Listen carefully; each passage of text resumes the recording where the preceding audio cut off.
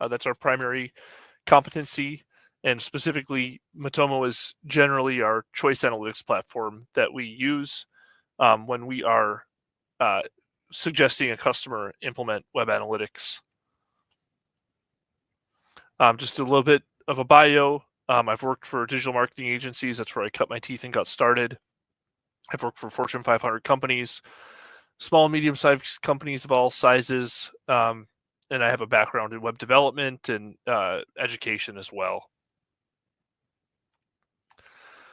And the purpose of this presentation or this speaking engagement is just keeping it simple. So using Matomo to track what matters and deliver insights. The main focus on this is statistical analysis for web analytics. So implementing a web analytics platform like Matomo for the purpose of gaining insight, having data to run analysis on and gather insights from. So we're not scoped to discuss anything about segmentation for marketing purposes, anything to do with CDP. There will be a little bit of discussion about privacy compliance, but that's not the main focus of this presentation. And so where I got started with Matomo was I worked for a medical device company called Medtronic that makes pacemakers, diabetes, insulin injection systems, brain stimulation devices. So it's medical device. Medical devices is what they build. And they were looking for a web analytics solution that was privacy compliant because we had e-commerce systems that sold to hospitals, doctors' offices, and using something like Google Analytics or Adobe Analytics isn't necessarily ideal from that perspective. There are many hospitals and medical organizations that have very strict privacy and tracking rules for their vendors. And so when digging around, this was quite a few years ago in the early days of Matomo, once it rebranded or was split off from Puick, we found that Matomo was a great option because we could self-host, which allowed us to set up a self-hosted on-premise instance of Matomo and then allow us to track and get the statistics that we needed while remaining within compliance with privacy policies of our customers and also within the IT security folks' standards for their software vendors. So one big reason that our organization views Matomo as being ideal for web statistics, specifically, especially, one is that the data is contained in servers in the EU if you're using the cloud version, which allows compliance with the GDPR and other standards across Europe. You can also use Matomo on premise, so you can just spin up something on Azure, AWS, or your own virtual servers and install an instance of Matomo and run it, which then allows you to have better control over your data and also to be compliant and mindful of how you're collecting data. There's an excellent feature in the UI that allows you to delete the data and purge data as needed so that you can very quickly, if someone has a request to delete data and your data isn't fully anonymized, you could delete that data. So it makes it really easy. I haven't been in Adobe Analytics for a while, but I know a few years ago that you had to submit a support request, I believe, or use their engineering services to have them delete data. And I think Google is similar, where you can do some level of deleting data within Google Analytics. However, it's not like you have the control that you have with Matomo to do that. And then Matomo also has configuration settings for different levels of anonymity. So you can hash, part of a unique identifier. You can go cookieless. So there are a number of ways that you can just collect statistics anonymously and store it in a way that's privacy compliant. You're not sharing it with third parties. It's not hosted on a cloud service if you don't want it to be. You're not sharing your data. You're not breaking any privacy regulation policy by sharing data with a third party.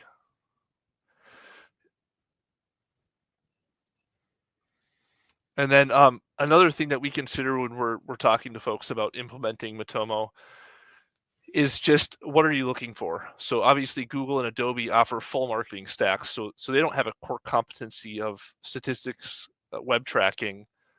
They're a whole suite of tools. So Google is trying to sell ads essentially. They want people to bid and use their ad tech to sell advertising, and so Google Analytics is a supportive piece of functionality for their advertising stack essentially. Adobe has acquired a number of products to deliver their experience platform, which also includes ad tech and some CDP functionality. So really, Google and Adobe are great if you're looking for a CDP or a full stack, but you're putting yourself at risk with the way that data could be used if you're not configuring things properly. So one mistake that could easily be made is that you build segments for your marketing and advertising within Google Analytics that you then export or import into Google Ads. Well, you're no longer fully anonymous and using your data just for statistics. You're now using your data also for marketing and for advertising, which then has different regulations based on that categorization. So these two tools you can use standalone, but they're really not built to be that way. So we tend to have that conversation. And when someone's really just looking to have a tool so that they can see what's happening on their website and use it to gain insight, that you want the tool that's the best tool for the job, which is specialized and built for that, which generally in our recommendation is Matomo.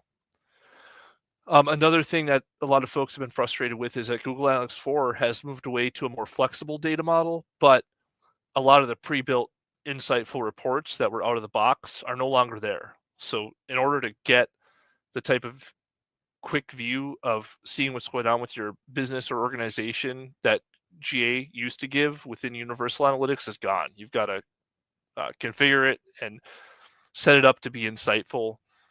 And there are some reports that folks still lament to this day that are no longer there. And so that's been another reason that GA4 has lost some popularity with the folks you work with. And then just getting back around to why all the considerations with Matomo around the privacy pieces, globally, there are a number of laws being put together that regulate how data is stored, how it's collected, how it's used. And the trend is going in the direction of more regulation. It's not, regulation is not going to go away anytime soon.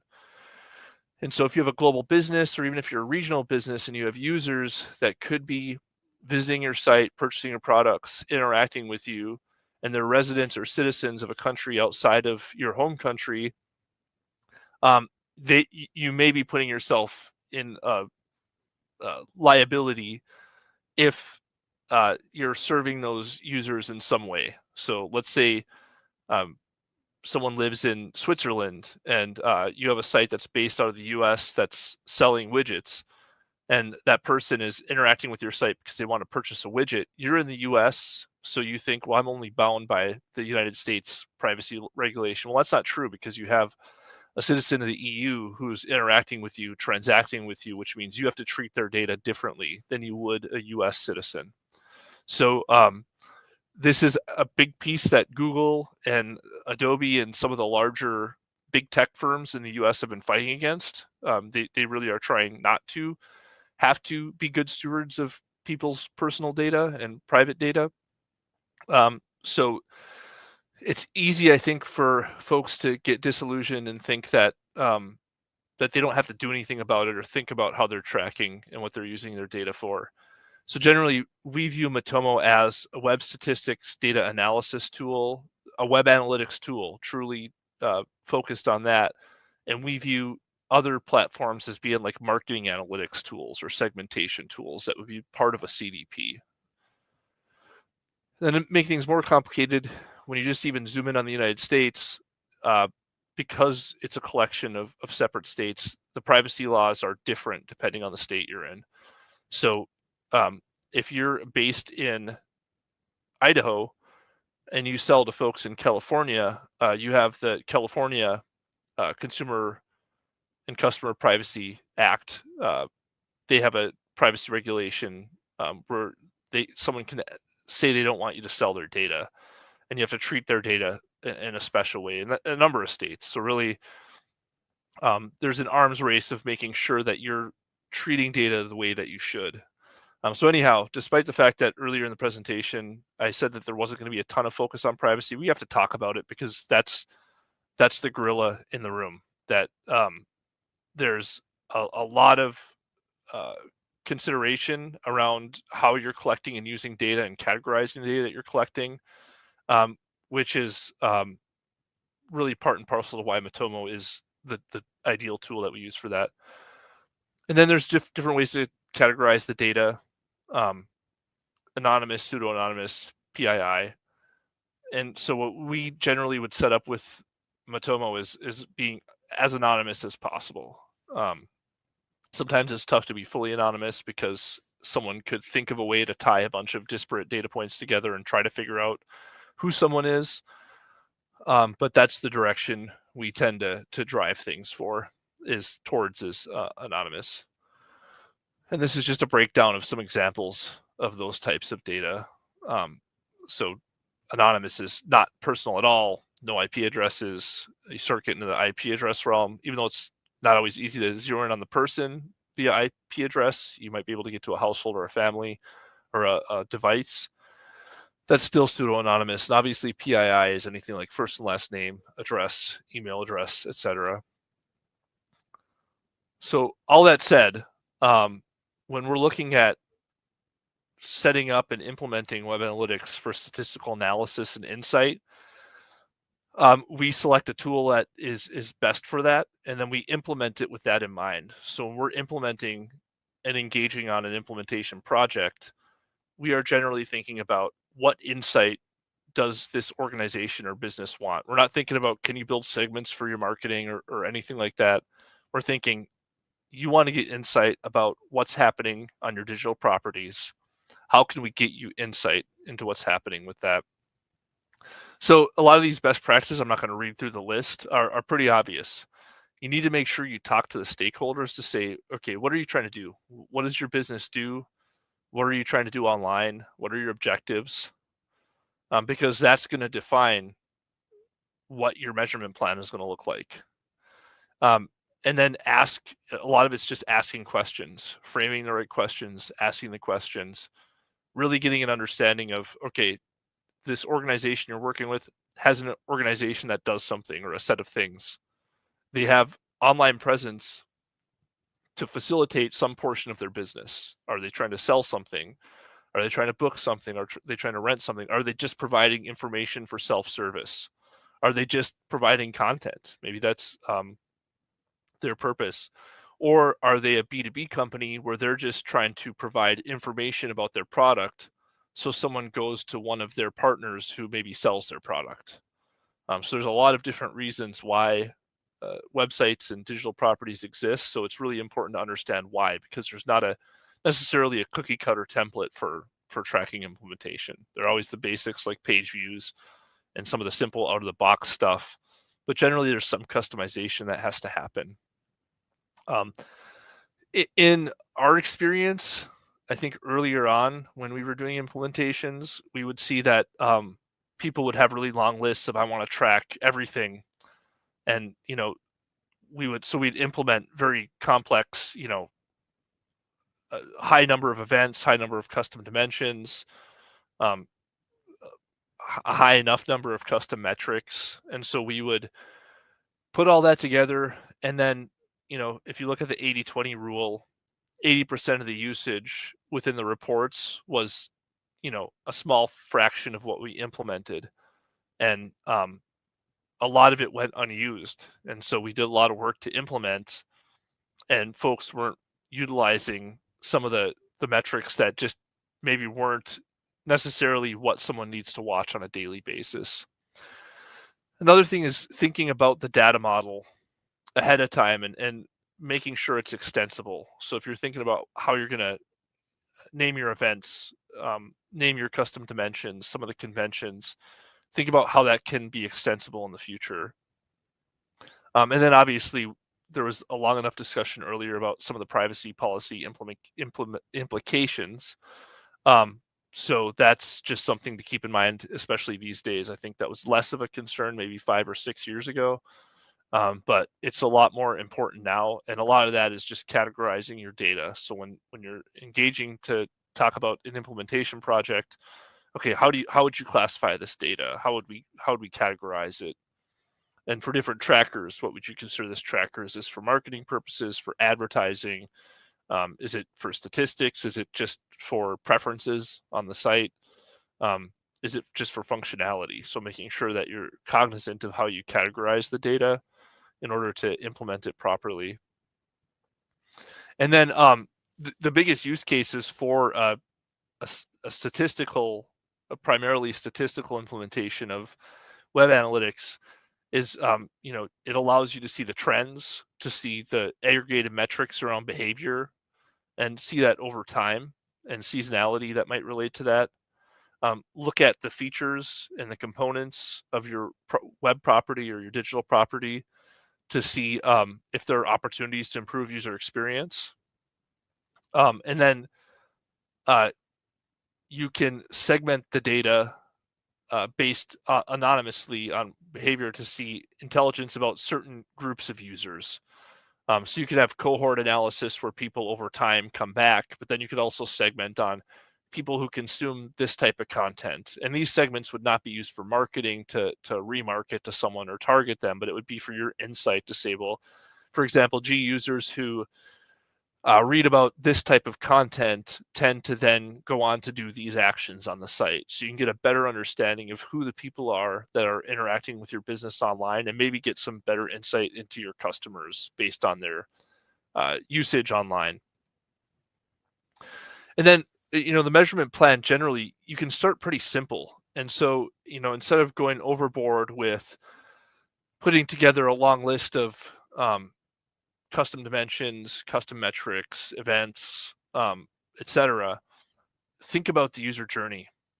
So for the purpose of this discussion, we'll use off-road rentals, which would be an example business of a company that rents off-road vehicles, like all-terrain vehicles, four-wheelers, those types of vehicles, as like a recreational service. So we would look at what are the steps to reaching the business objectives and the business goals. Usually the first step across different organizations is pretty similar. It's, you want folks to land on your website. You want to know where they came from. You want to know what pages they're going to. You might want to know if they're a new visitor or a returning visitor. You can look at things like time of year, month, week. So some pretty basic date dimensions, geography, and that depends again on privacy, how granular you want to get on geography. Do you get to the city level, the zip code, the postal code, or do you keep it at, region or state? So it kind of depends on the privacy piece. But then as you get further along into the journey, what's the next step? Well, you could say it's consideration. In this case, it would be someone's considering renting an all-terrain vehicle. So what are the things that you might want to collect and know about? What are the metrics? Well, the metrics are, you want to see if they're viewing the vehicles that you rent. You want to see if they're clicking on a call to action. You want to see if they're engaging with the supplemental content about the vehicle. And then, are they spending time engaged on that page? And then when you look at the dimensions, in this case, it would be, what types of vehicles are they looking at? What are the different attributes of the vehicle? And are they looking at certain durations for the rental? So those are some important dimensions that can help you to gain insight into, do I have the right lineup of vehicles that I'm putting up for rent online? But then the final stage is obviously the conversion, or meeting the primary business objective for the site. In this case, it would be booking a reservation. And so the main metric would be, how many reservation completions are there? How many folks are signing up to say, I want to rent this vehicle for a week in September or July? And then another piece of that would be any new acquisition. Is this person a brand new renter that has never been to the site before or has never booked before? And then, things like revenue, the quantity of days, are they renting for 4 days, 3 days, 2 days? And then if there are any upgrades or upsells, the count or number of upsells. And then what are the dimensions that go with that? Promotions would probably be the best one to say, hey, we sent out this email that has a promotion code for 50% off. Is that being used within this? So you can keep it pretty simple to start. And oftentimes with clients that you're working with or customers who want an implementation, they will have a user journey. So this would be based on the customer journey. So you could ask for their customer journey, assets or documentation, and then use that to guide the conversation around what do we want to track. And you can start with something as simple as this, where some of these custom dimensions are out of the box. Some are indeed custom. I guess I shouldn't say they're custom if they're out of the box. And then some of these metrics come out of the box. So really, what are we adding that's custom here? Well, it's probably a handful of things, but it's not a list of 30 custom dimensions. And in some cases that may be what's needed, but for this we could start with this, and this should deliver a good amount of insight for the organization. So then again, going back to considering your website's purpose, hey, we're trying to rent dirt bikes, all-terrain vehicles, off-road vehicles for people that are going on vacation. So what are we really trying to do? What's important? What really matters? And then, part of it is clicking through and understanding the user journey. So since this is our example for this is what we're going to stick to for most of the examples and sort of as a case study. And then again, it's framing the right questions. Start with the questions when you're thinking about your measurement plan. First of all, is anybody coming to the site? Do people visit? How many people visit? Where do they come from? In the case of the off-road vehicles, what are the popular vehicles? Are people looking mostly at one type over another? If there's an attribute like the color of the vehicle, are they gravitating towards one or the other?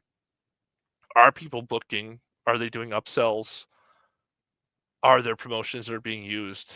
Is there revenue? And then are there people reaching out for more info? And then what are the channels that are driving these behaviors and activities? So just outlining the right questions and asking them, going through the customer journey, understanding the business objectives. Those are all the pieces you need to come up with a slick, lean initial implementation plan.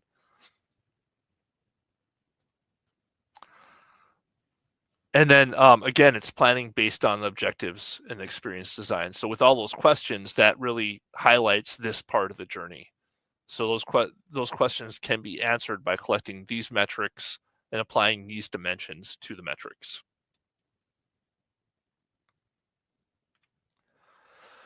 And then again, with starting lean is you can always enhance. You can be iterative. So think about what is going to get the most usage immediately.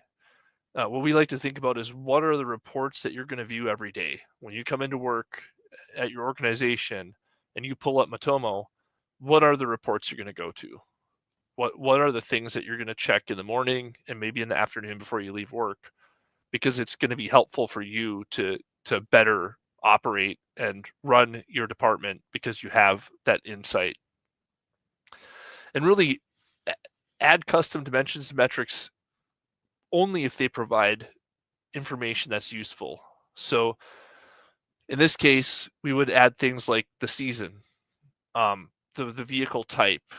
We could have the color of the vehicle. Those things might be important when looking at insights, like potentially some content related to certain types of vehicles may be most relevant for some seasons. So let's say for off-road rentals, in the wintertime, we may promote snowmobiles and those types. I'm based in Minnesota and Minneapolis, so we get a lot of snow in the winter. So we have snowmobiling going on in northern Minnesota all winter. So you might switch from dirt bikes and two-wheeled vehicles to snowmobiles, and seeing if that's the right move to make on your website. If you do those things, do you see a change in behavior based on the web analytics that you implement? if you already have data that's being collected, leverage it. I think one thing years ago when we were doing implementations is we realized there was some redundancy with what we were collecting. Because, for example, we may have an event that we would have firing as a custom event that we realized us just knowing someone landed on a given page provides enough information for us to maybe parse the URL or find some other way to get at the same data versus having to fire another event to do it. And I think where we really got cognizant of that is when you think about how many hits and how big data you want to store in your database. Working with big data can be a pain when you have millions of rows of data.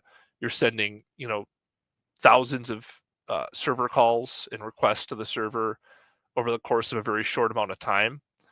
It can become almost unmanageable. And if you're using an on-premise solution, you've got to make sure that you have enough RAM and enough disk space and enough a large enough database that can scale to manage that big data. So you really have to think about your budget in terms of your networking budget and your data budget to make sure that you're not just loading up your database with a bunch of data that's not very useful, and it's not giving anybody any insight. So it really, you just have to think about, am I collecting enough of the right data to drive reports that are useful? Because it can just get really tough to manage, and then you're not getting that much extra value out of all the additional data that you're storing. And then even for purging the data, it becomes a pain because you've got a larger data set to purge if you have a data retention period of 1 year, 18 months, whatever it is. And then scrutinize when you're working with folks who want tracking. If they propose something that doesn't seem like it would add value or that they wouldn't check on at least daily, going back to that concept, ask why. And sometimes you have to ask why a few times to get to the root of what are you really trying to get at with proposing to add, this extra piece of data or this extra dimension. And we always push to value the quality of the data and the usefulness of the reports over the quantity of the different customizations and data. Another consideration, this goes back to leverage data already being collected, is that you can use other tools, especially Matomo has an API that is fairly easy to work with to pull data out of Cloud Matomo, or if you're on premise, you have access to all the database tables. So you can use ETL tools to get at that data if you need to do some custom analysis. So, you can use something like Databricks. You can create a process that grabs data nightly via Matomo's API, stores it and formats it the way you want to.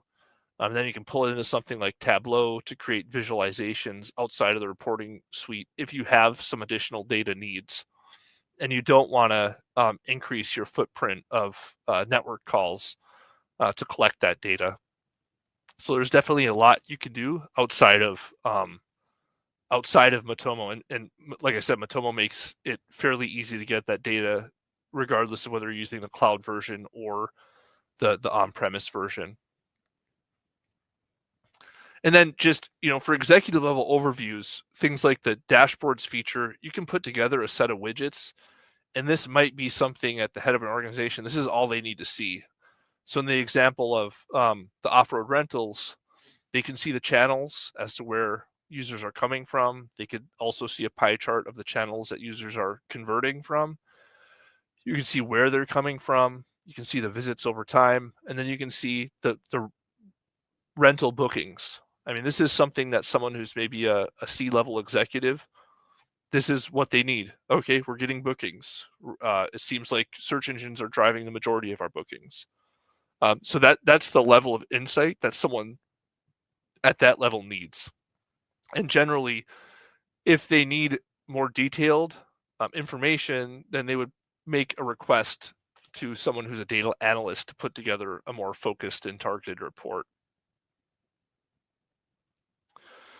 And then things like, insights on traffic origin, actions, and conversions. So this is in the example of the off-road rentals, are we getting product impressions?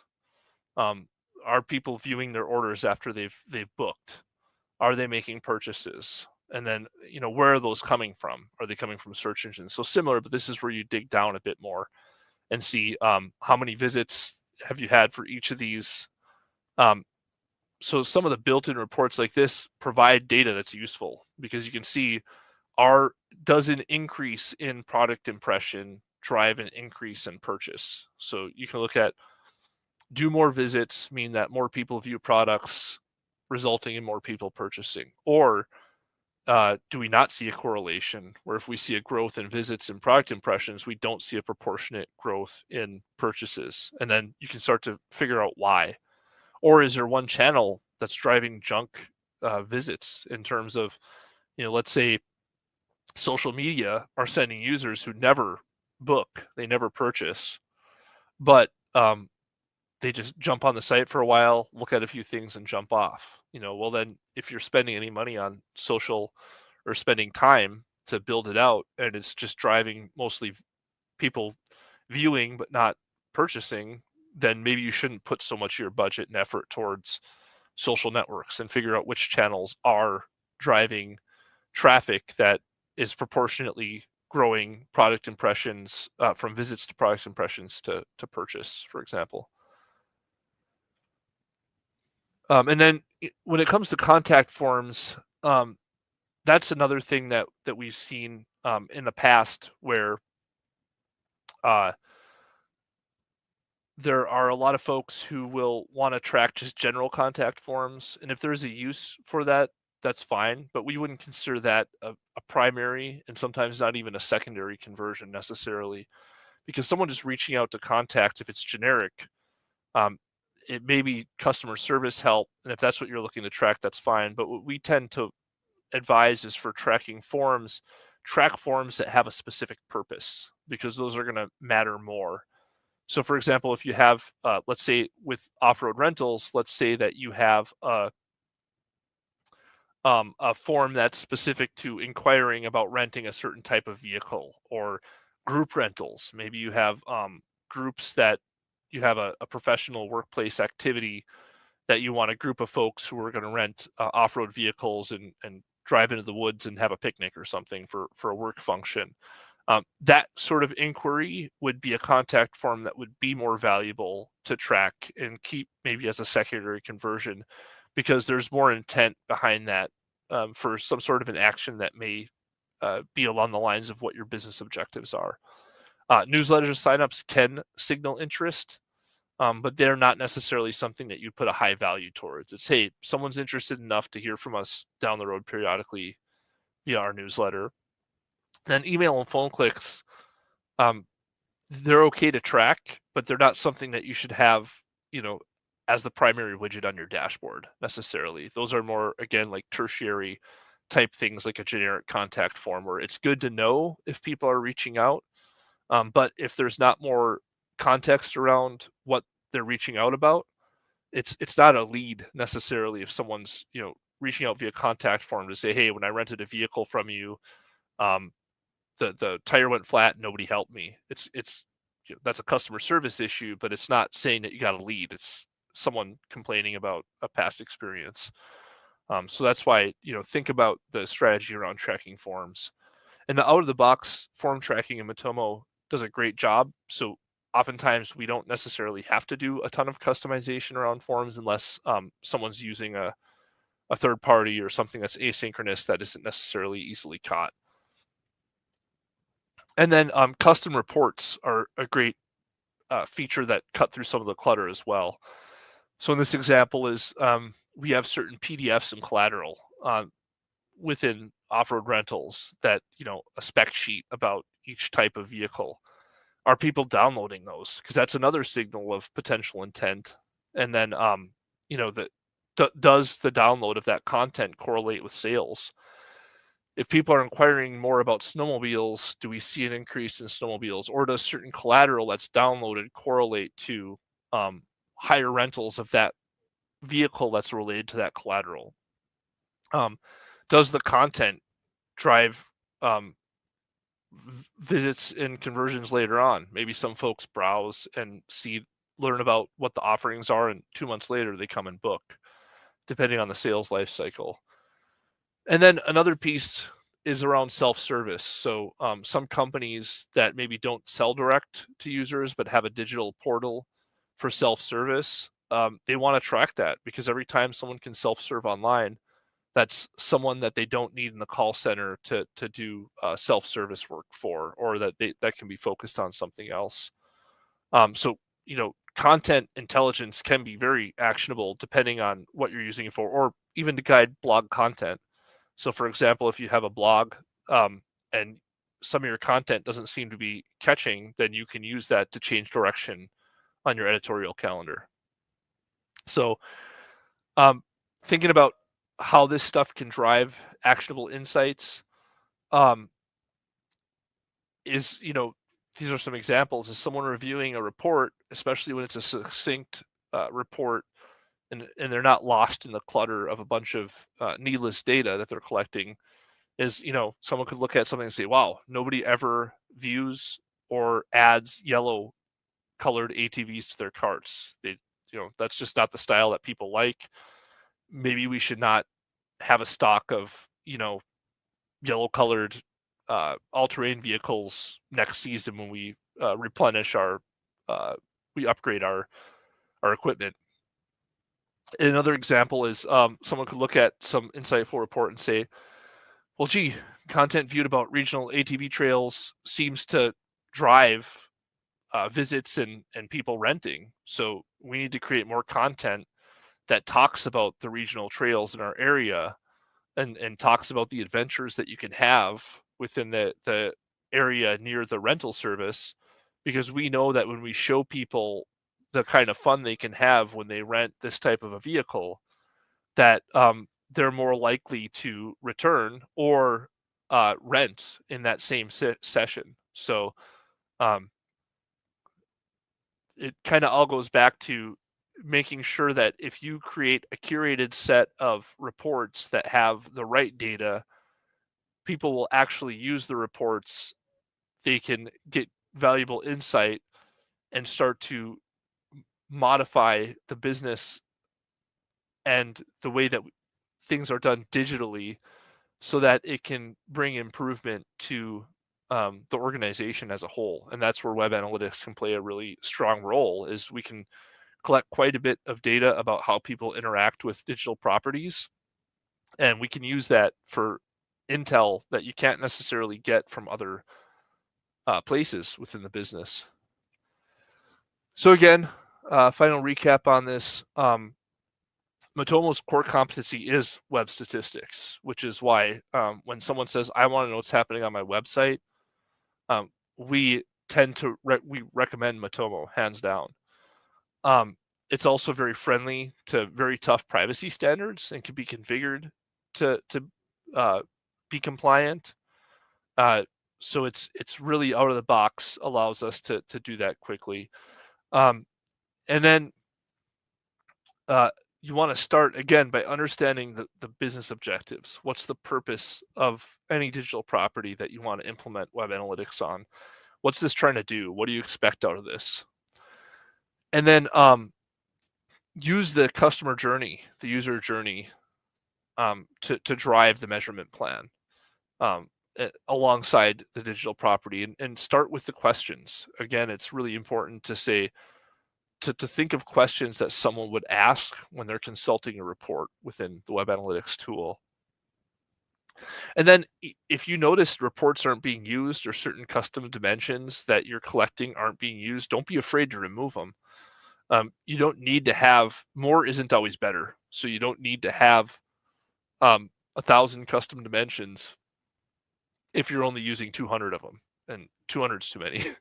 So a lot, it's really just making sure that you're getting the right data. That's more important, that you're putting together and getting reports that are insightful than collecting the most data. And I think where I go back to is I worked for a company that created software for online cake ordering and cake decorating years ago. And we collected every dimension about a cake, and about the store, and about the user. And we realized there were only certain things that were really useful. Like, I would say like half of what we had collected, no one ever even consulted. So we cut down, and when we started to cut down on what we were collecting, we actually saw the use within the organization go up, because some of the end users felt so overwhelmed by how much data there was and not really knowing where to go. That's not to say that there aren't scenarios where you need to collect a lot of custom dimensions, have a lot of custom events, but you just want to right size it. That's what's most important. More is not always better. Sometimes you need more, sometimes you need less, but just make sure to right size it and keep it simple versus going overboard and delivering something to someone that they can't even use and is overwhelming.